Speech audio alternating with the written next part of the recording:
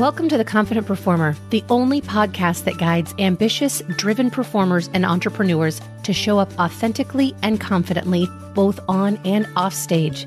If you are ready to make an impact in your life and community and start living your most amazing, empowered life, you are in the right place. You already have what it takes to make it. You just need to see it. And I'm here to show you how. You ready? Let's go. Well, hello, my confident performers, and welcome back to the show. This is episode 20. 8 tips I am sharing with my young, beautiful performers.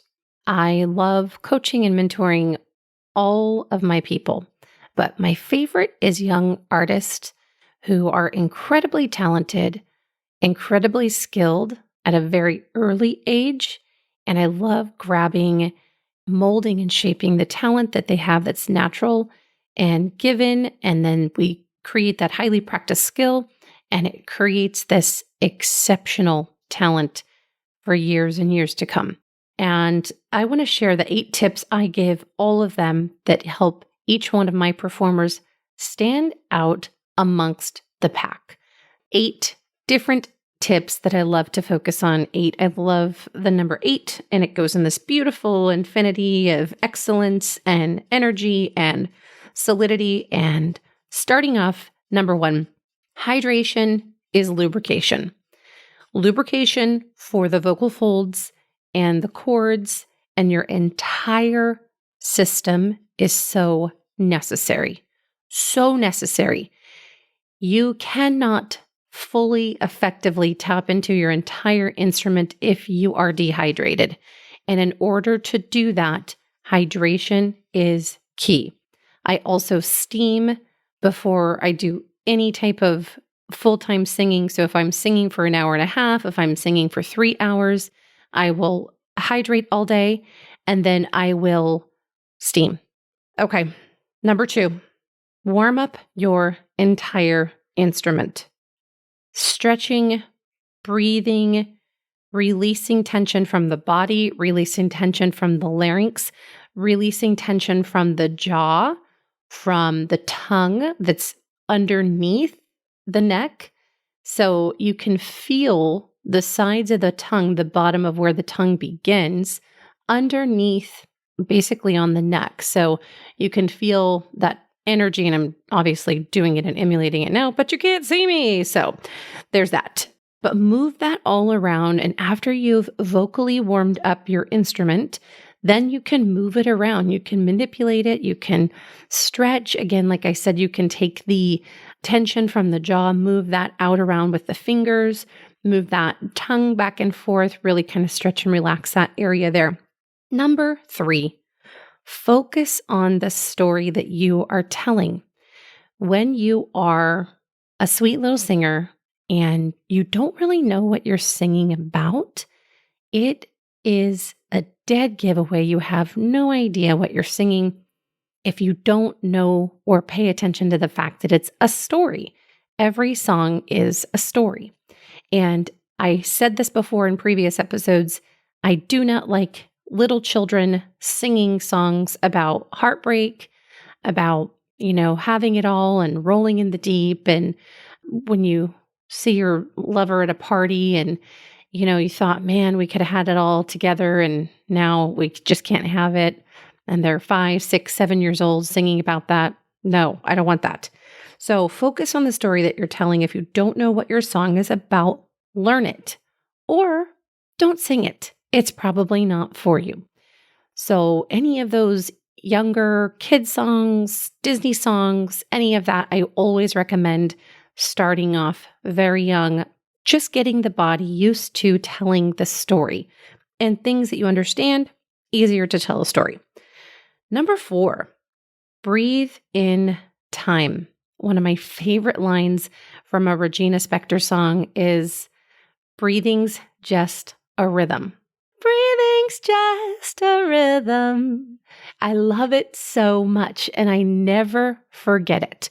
So breathing in time is so important because if I were just to breathe in the middle of my phrase and just automatically emergency breathe like that, or emergency swallow like that, it takes away the energy and the connection from my story, and it takes the people out of the visual performance of me putting on a show or telling what the story is, and reminds them of the very human components of error.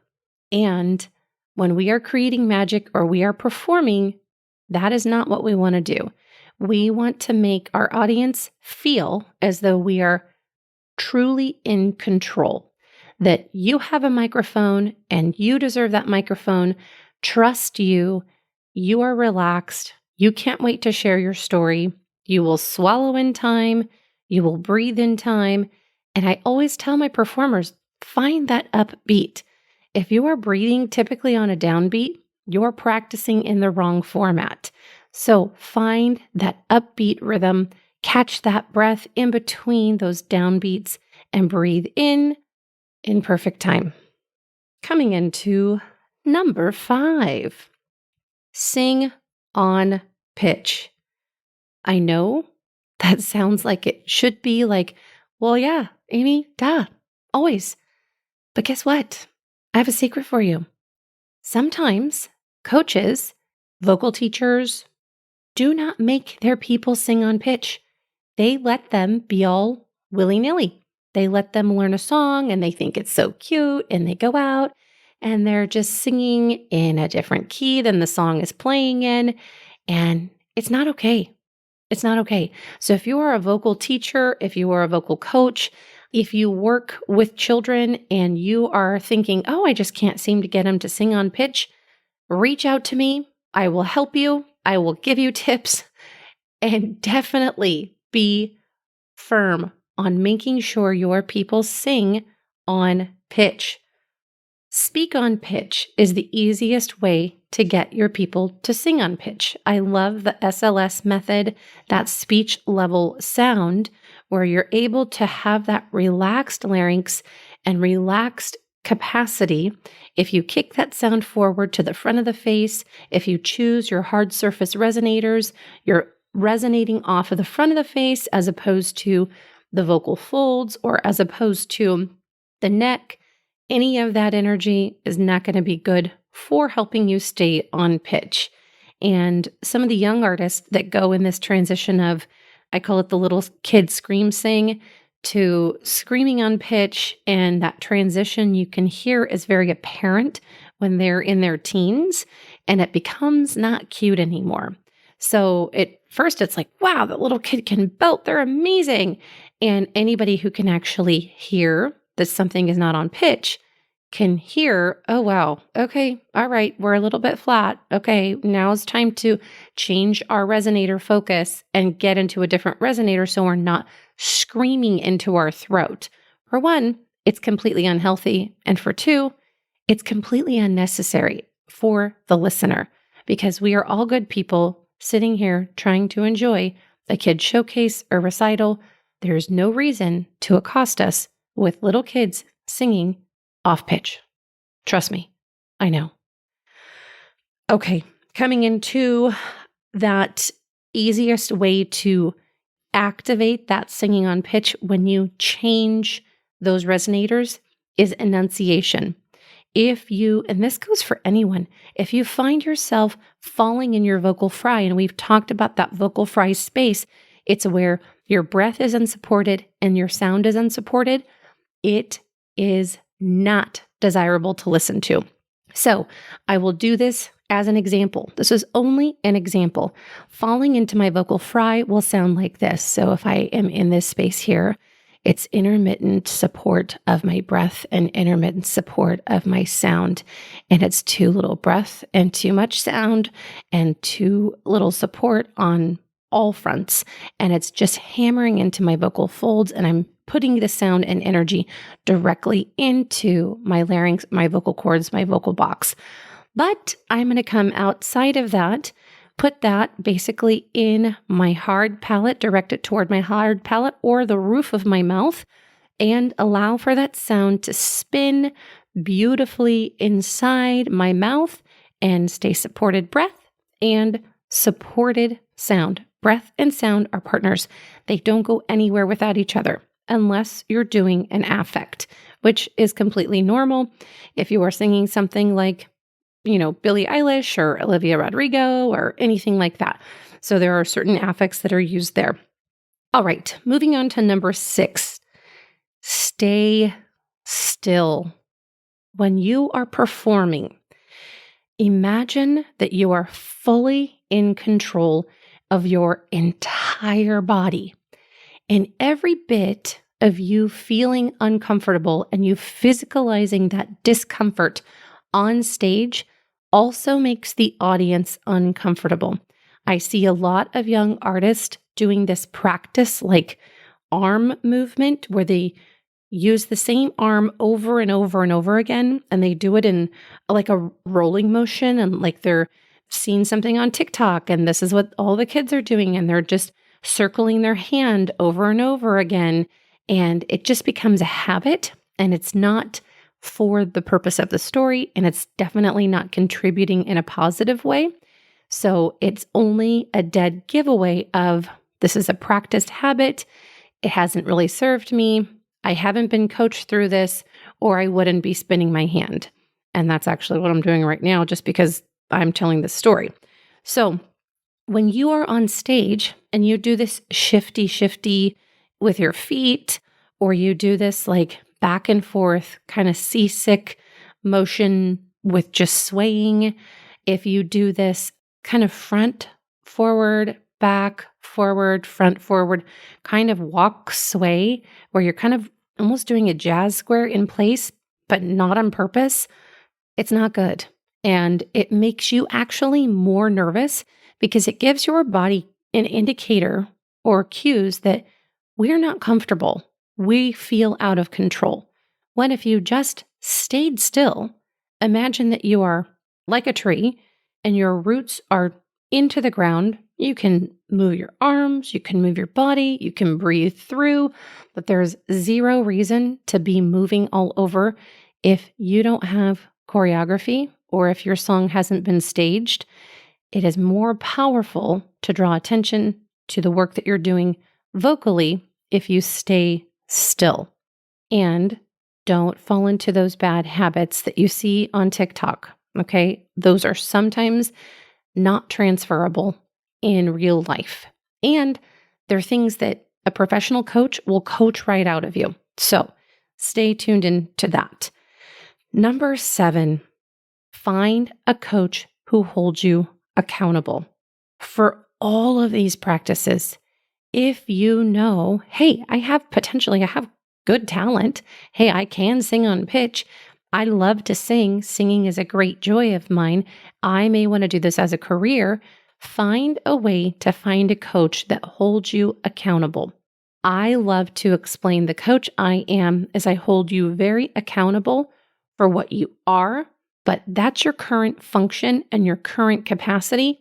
I also lead you to what is next, which is your potential and your potential high potential functioning capacity. So we take that gap and we bridge that gap and close that gap with where you currently are and your great potential and where you have to go and where you can be. That is my most exciting work, and I love it. And every single person that works and or trains with me gets results. And you truly, with your coaches, you get what you put in. Every coach I've ever trained with, if I was with them for 5 days, if I was with them for 5 years, I get something from them. If you feel like, oh, this coach didn't teach me anything, I promise you, the coach taught you something, even if it was, I don't want to train with that coach. Their style was very different than mine. It gave you an indicator of something new, a better angle or understanding going forward. So take all of that information as information in your knapsack and decide what you are going to build with that information. Again, good and bad, take something away from every single coach that you train with. And find a high achieving performance coach. I love choosing people who have done the thing. It's very hard for me to learn from people who don't understand the game or haven't done the thing. That's really important to me. Number 8, practice how you perform. At least 5 times a week, you should be practicing at full-time level.